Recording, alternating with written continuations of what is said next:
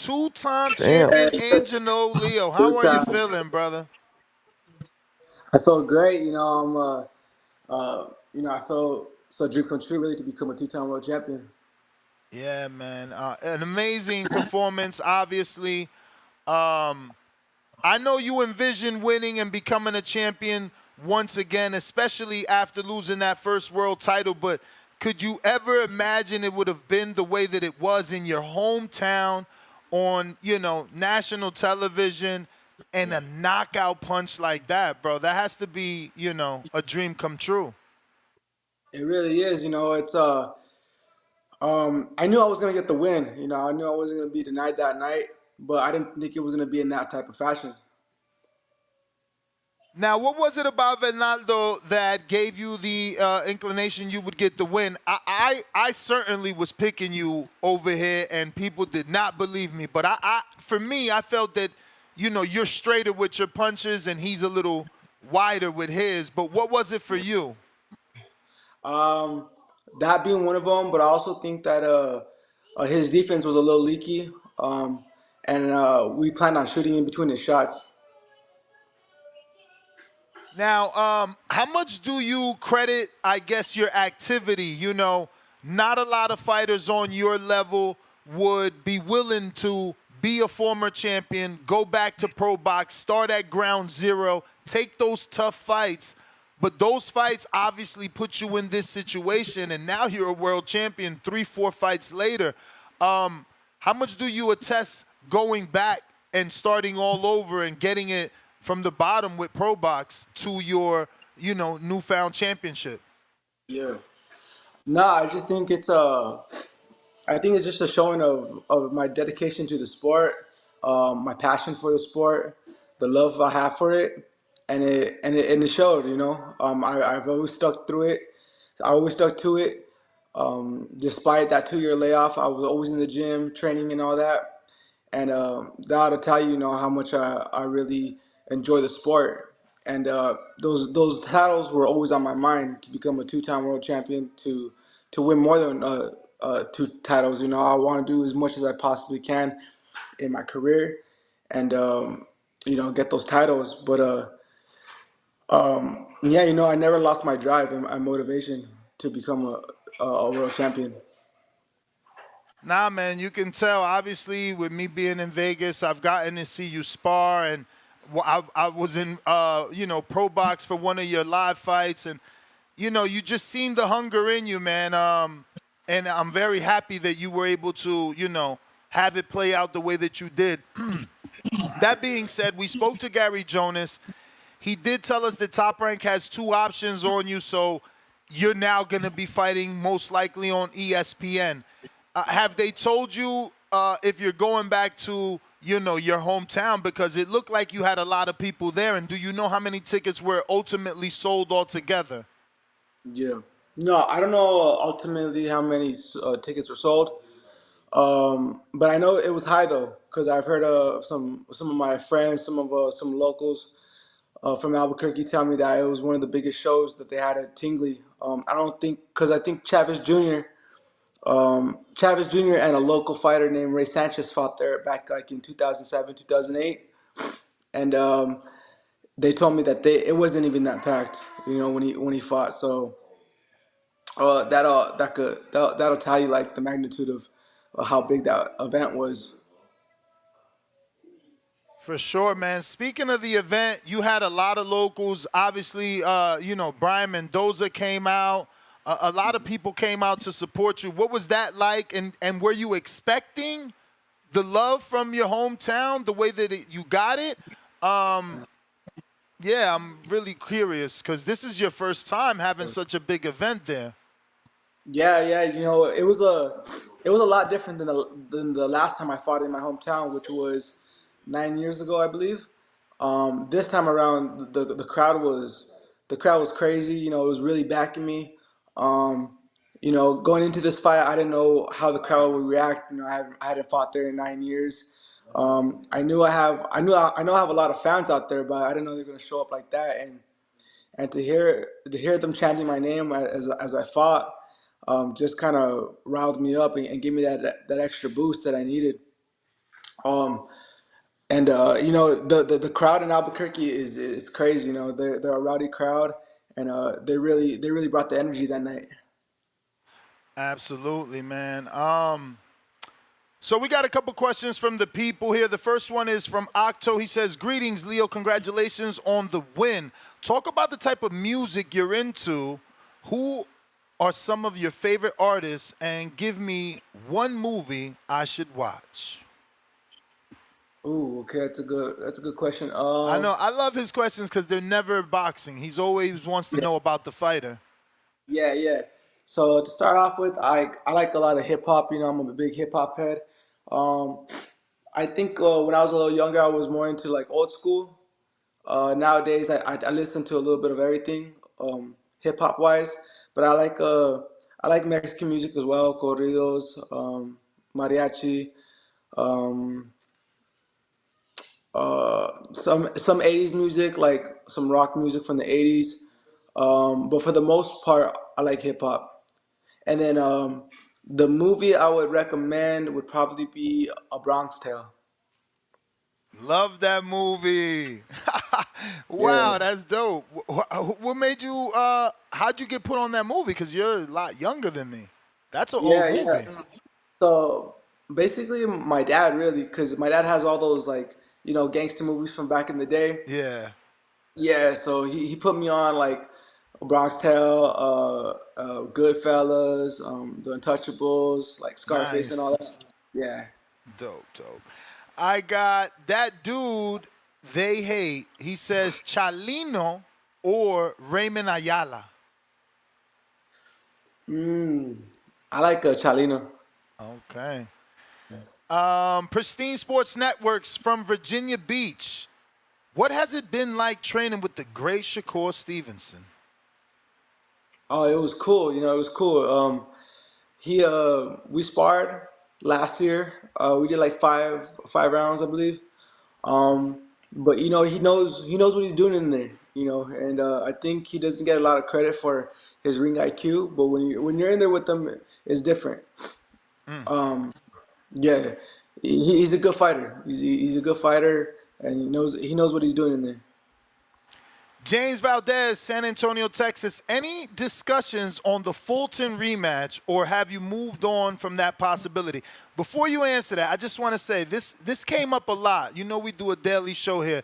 People were like, "Oh, he should rematch Fulton." I personally feel Fulton needs to do something. Like, why should you just offer him a title shot off of a loss? Like, he needs to go ahead and get back active the way that you had to get back active. Or do you feel, no, I want that get back, so I don't care. I'll take him any point of his career. Yeah. Um, do I want that rematch? Yeah, I would want that rematch because I know what I got. I know I got the goods to beat him. But if it comes, it comes. I think, like you said, I think he should get a few more wins under his belt. 126. I'm the champion, so get a few more wins, and then we could talk. Post fight, you did mention champions. Um, I think the most dangerous is Rafael Espinoza. Because of the height and the distance and the reach that he gets. But, in boxing, people seem to say that the shorter fighter has the advantage over the taller fighter because you can get on the inside. Do you find it as an advantage or the disadvantage facing taller fighters? Honestly, I thrive off of taller fighters, and I've always done good with tall fighters in my career. Even in the amateurs, I was doing good in the amateurs with taller fighters. Um, I think it's all it depends on styles, because like I know the featherweight division it has a very drastic height difference as far as champions. I mean, you got Nate Ball who's only 5'2", and then you got Rafael Espinoza that's 6'1", but they're both champions. They're both good fighters. So I just think it comes down to your style and how you cope with their movement. If you could get in your footwork and things like that. Don't forget Rey Vargas is the WBC champion. He's 5'10" as well. But Brandon Figaroa is the interim champion. He's recently kind of moved or relocated or definitely been training out here at Pound for Pound Gym. Have you gotten a spar with him, and is that a fight that you look forward to, or would you rather him be elevated to full champion or have him face Rey Vargas and be full champion before you guys actually meet? Yeah. To answer the first question, no, I haven't. I've heard he's out here, but I haven't sparred him. Um, I think I would like to for him to fight Ray Vargas and then me fight the winner of that because I'm not really I'm not too big of a fan of those interim belts. Just because it caused a lot of confusion against amongst the boxing fans and like casuals and all that. So I like him to fight Ray Vargas first. But I do if not, then I would like that fight with Ray Vargas to win the actual WBC belt. And if you had it your way, would it be Vargas over Espinoza or Espinoza over Vargas? If I had it my way, I would like Ray Vargas. Is I it just think because of the WBC belt and you being Mexican, or is it because you know you can take him, you see him as an older fighter, you can take him apart at this moment in his career and in your career? both. I think both. You know, I think like you said, he's an older fighter. He's had a loss already, a recent loss. But I also like the WBC. I've always been a big fan of the WBC belt ever since I was a kid. So yeah, I think What was both. it about that belt? Like, what's your first, I guess, memory as a child to make you want that belt? Yeah, I just see like a lot of my all time favorite fighters. They had that belt, like Sugar Ray Leonard. I've seen you know, uh, I think Duran had it as well. Um, but I just see a lot of like old school fighters that goes way back to the '80s and like the golden era of boxing, as they say. And I just like the way it looks, you know, green and gold. It has a lot of history behind it. So, champ, I want to hope that you watched both of Nick Ball's fights with Rey Vargas and then with Raymond Ford. He's going to have another fight. It's a tune-up, well-deserved. He's went through 2 tough fights, so he's going to be fighting Ronnie Rios. You're with Top Rank now, kind of, sort of. Hopefully that means that you can get some turkey a la Sheik Love and get this Nick Ball fight. But do you think you can beat him? And are you worried that he is a cheater? And I don't mean drug cheat, but obviously, I don't know. Do you think he's a cheater too? Like, I mean, you don't have. I mean, I don't mean drug cheat. I mean in the ring. Do you find him to be a dirty fighter? Um, I don't think he's much of a dirty fighter. I think he's just rough in there. You know, he goes in there. Um, he's short, so you know he's gonna muscle you around and throw you around. Um, I think that's a very possible fight in the future. He did have a tough time. It was a close fight with Raymond Ford. So I do think he's got some some errors, some mistakes we could capitalize on. For sure, for sure. I need you to beat that dude. I think he's dirty, bro. I mean, I didn't like how he fought Rey Vargas. He was muscling him and body slamming and hitting behind the head. Then it was pretty Yeah. much the same thing with Raymond Ford, slightly less. But I need you to beat this guy. And remember that we are losing. I think we're 8-0. I mean 0-8 Americans versus in all these Saudi cards. So whenever that fight comes, take it, but understand he's gonna be dirty, bro. He's gonna put forearms on your neck, and he's gonna want to wrestle and all that illegal shit, Put your head shoving, down. push your head down. Yeah, I mean, I need you to beat the hell out of this guy. All right. Yeah. But I'm gonna Okay. I'm gonna get back to these people here. We got Ruin the 504. No, excuse me. James Valdez, any discussion about, we talked about that. Ruin the 504. Tell us about the journey from the Fulton loss to Pro Box to now being a world champion 2 times. Yeah, I think it was a journey that I needed. You know, it was a lot of maturity in that time being. I learned a lot about myself, uh, and yeah, I had that 2 year layoff where I didn't fight, the inactivity. A lot of people would break a lot of people, but it kind of motivated me to do better, to become stronger, and to work harder. Um, and then I separated from Mayweather Promotions, and then I was a free agent, and you know that sometimes that could take a little while to do some shop. I was doing some shopping with other promoters, and that could take a while. That process, getting a contract and all that ready takes some time. So 2 years went by, but I got that pro box contract, and I was able to get 3 fights in 5 months right away. So that made up for some lost time that during those 2 years. And then we got this offer with to fight Venado, and of course I was going to jump on it. It's a world title fight in my hometown, and I wasn't going to be denied. I was like everything that I all that time to think during those 2 years, I put it all into this fight, and it showed. Champ, now, before that pro box offer, didn't Top Rank attempt to sign you and you didn't accept the offer, right? Yeah, Wow. Shout out to I you. just yeah, I just think shout out to Top Rank as well. We're still in good standing. I'm working with them right now, so I just think It wasn't the it time. wasn't it wasn't the right time. I believe it wasn't the right time, but we're in good standing with Top Rank, so I think everything worked out. Um, and yeah, I look forward to working with Pro Box and Top Rank in the future.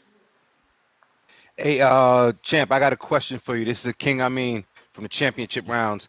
First of all, congratulations to you, and I got a question for you. Mhm. For a young fighter like Jared Anderson, who just suffered his first loss, it wasn't a championship bout, but it was a pretty big bout. Now that you're over at Top Rank and you explain the journey that you had, what could you offer? What advice or encouraging words could you offer a young fighter like him that's kind of afraid to go through that rebuild and retooling process?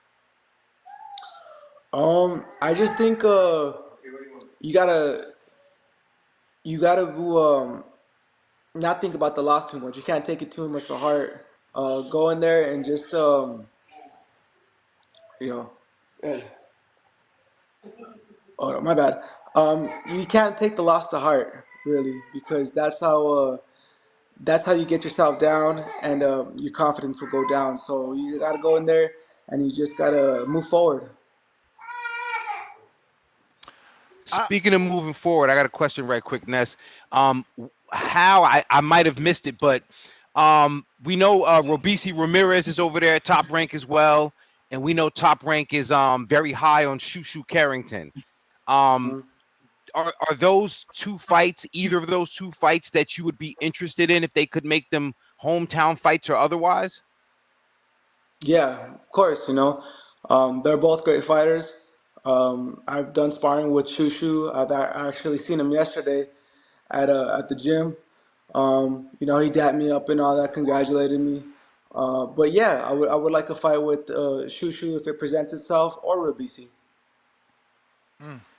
I mean, you've been sparring those guys for years, though, right?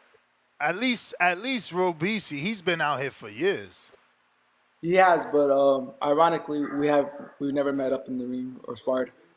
Wow, so you don't go to Solace? I have before, but I never met up with them. I've sparred Hector Garcia at Salas, um, and that's about it. Nice. I mean, any more before I go back to the people? Nah, go ahead. I just want to ask those questions. You And got and it. just real quick, my bad. Shout out to Albuquerque. Who is it? The madman, was it Johnny Tapios from Yeah, yeah, Johnny Albuquerque? Yeah. Tapia. Okay. Shout out to Hector Munoz though too. He's from Albuquerque and he's coaching out there. And he was he didn't win the world title, but he's got in a lot of big fights. He fought Charlo, I think, and Danny Garcia and a bunch of others. Yeah, yeah. I think he fought Fredo and Gulo too. We got Toledo Treese in Ohio. Do you think that referee did a bad job during your fight, and will you take a fight over in Japan to get ready for Inoue if he comes to your division? Yeah, I think the referee. I didn't really. A lot of people didn't really care for the referee that fight, and I don't think he did a best of a job for that fight. And I think I would hold camp out here in the States for an Inoue fight. We got Ice Trimble. Hey, champ, saw you was in a great shape. What kind of road work did you put in last camp to provide you with that output? I think running the mountains a lot because we held camp out there in Santa Fe, New Mexico, which is high elevation, and I think that's the reason of my conditioning. Also, yeah, we did a lot of running. We did a lot of sprints, so that could be the reason. Dwayne in the DMV says, Felicidades on your win, champ. Ace, aside from unifying at 126 and perhaps maybe undisputed, do you see yourself going to 130 in the future to become a three-weight world champion? Thanks. Yeah, eventually I do plan on going to 130, but not anytime soon. I'll make 126 pounds pretty comfortably right now, and I plan on staying here for a few years. Scotty Dippin is AKA Chris from Philly. Congrats, champ. We typically hear of the pressure a champ feels defending a title at home. But how did it feel to reach the top of the mountain again and become a two-time, two-division world champion in front of your home crowd in your first fight there in almost a decade? I'm sure it felt great, but did you feel any pressure? And if so, how'd you deal with it? Yeah, of course there was some pressure. Like you said, it was a world title fight in my hometown. So a lot of things were running through my mind, but ultimately I had one goal in mind, and that was to win that world title. To win that world title, to go in there, block out the crowd, even though it was there, just take it with a grain of salt, and and win. And win. That was my main thing. I put everything into my training. I made sure, like, in training, I looked good. Everything I did was on point during training, and I knew it was going to translate into my fight. So from my training camp, I knew that I was going to win just because how hard I was training, how I was looking and sparring and all that. So I had that confidence going into that fight that I was going to win. I got Des from Maryland. Was that hook that you slept Venado with something that you and your team saw beforehand? Also, what champion do you want to unify with first? Yeah. Yeah. To answer the first question, that hook was something that I worked on. We worked in during camp. We did different scenarios, and it paid off. It paid off. I worked it in the gym and outside the gym as well. And to unify the division, I would like either Rey Vargas or Rafael Espinoza. We got, I think, Amauri. Congratulations on your win, champ. Given your short amateur career, from what I saw on BoxRec, how did you know it was time to take the step to go pro? But BoxRec doesn't show your full amateur career, so you might want to let us know how many fights you had total. Yeah, so I had like around 70 amateur fights. Um, and I turned pro when I was 18 years old. And really, it wasn't like, if I was ready or not. They kind of just told me, "Hey, you're 18 years old. Time to hit the pros." Mr. Putin says, were you offered were, were you offered any other title shot or big fights before taking the Venado Lopez fight? No, actually, I was offered that title fight um, before I fought Baez, and Oh, wow. they told me their managers told me that if I win, if I take care of Baez, Venado will be yours. Nice. How'd that feel that it was true? Like, because, you know, people say things don't mean this ends up happening, but that Yeah, really came true for you. yeah. I just think I think there's like a little backstory behind the way the fight got made, and Well, give basically us one give of us my that story. okay, so basically, um, we seen Venalo's manager. Hold up, give me 1 second. Dad, Dad, Dad, can you take him downstairs? Dad, can you take him downstairs? I can't focus. Okay, um, just the way that that fight was made. Uh, Vidal's manager was we met up with them at a I think a fight, and he I asked him if you give me the opportunity to fight Vinalo, and he said yeah we'll go ahead and do that. He's like, just get a few fights, and then Vinalo will be yours. And then my friend to the side of me was like, you give us your word, and he's like, yeah, well, I give you my word. And then ever since then, like my friend would see him at different fights, at different events and all that, and he would just kind of like I guess press him, you could say. um, you gave us your word, you gave us your word, don't forget. And you know Hector was like, yeah, I got you guys, don't worry about it. And he came through with his word after that bias fight. He messaged me on, I mean, before the bias fight, he messaged me on Instagram saying that they're looking for a fight for Venado, and and they're like, we would like to fight you because I gave your friend my word. And I was like, okay. He's like, get past Baez, and he's yours. And so I did that, and he kept his word. That's amazing, man. Usually don't, you know, you usually don't hear good stories like that in the sport. We got Elias. Who would you like to unify with, champ? You've answered that already. James in Atlanta says, I'm going to keep it real. These fans are so fake.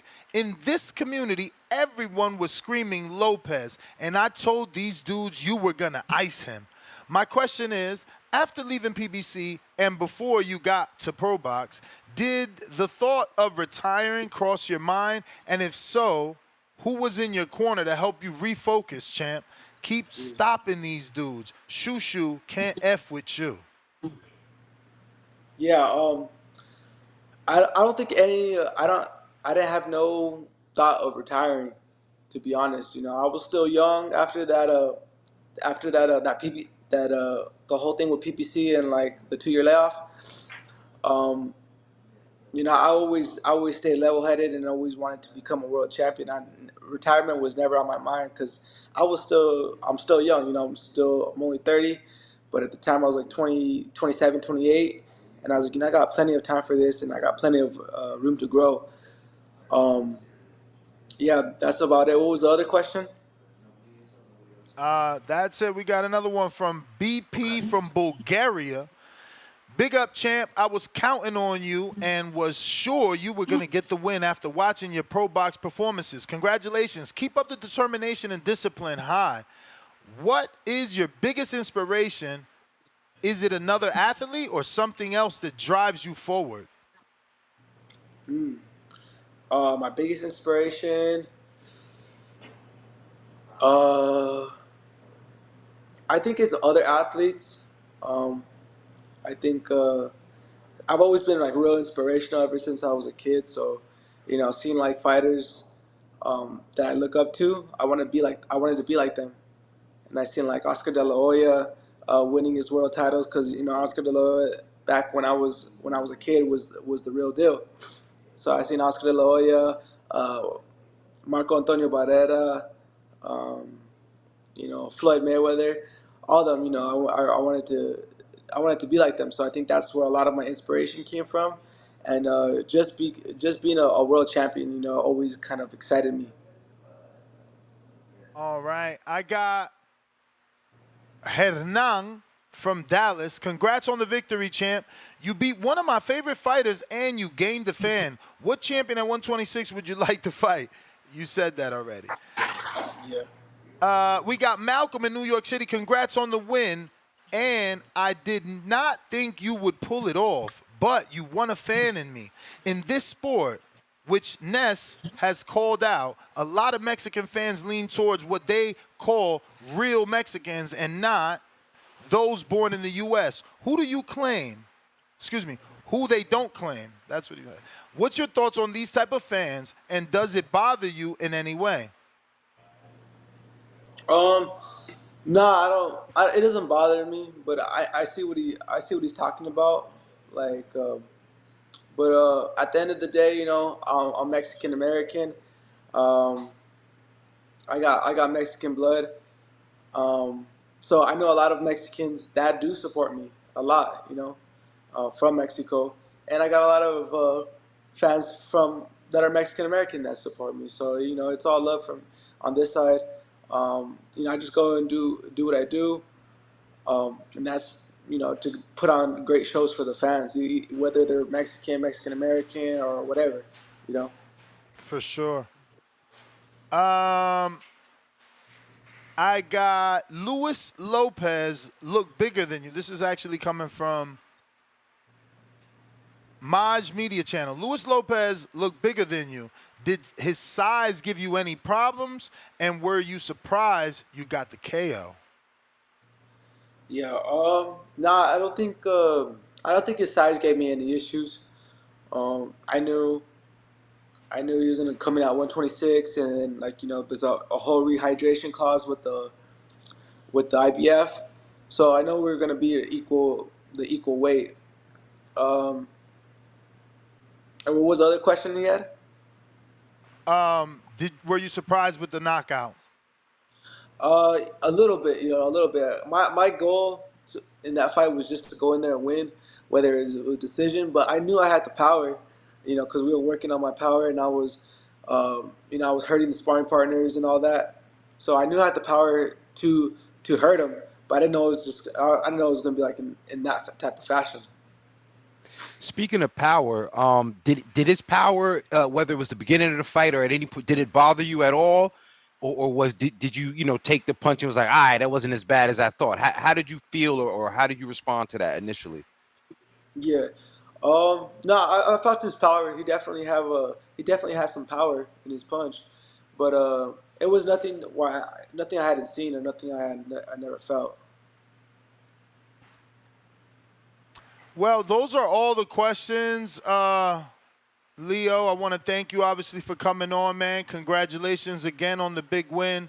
Hope you and your family enjoy this time off, and we can't wait to get you back, man.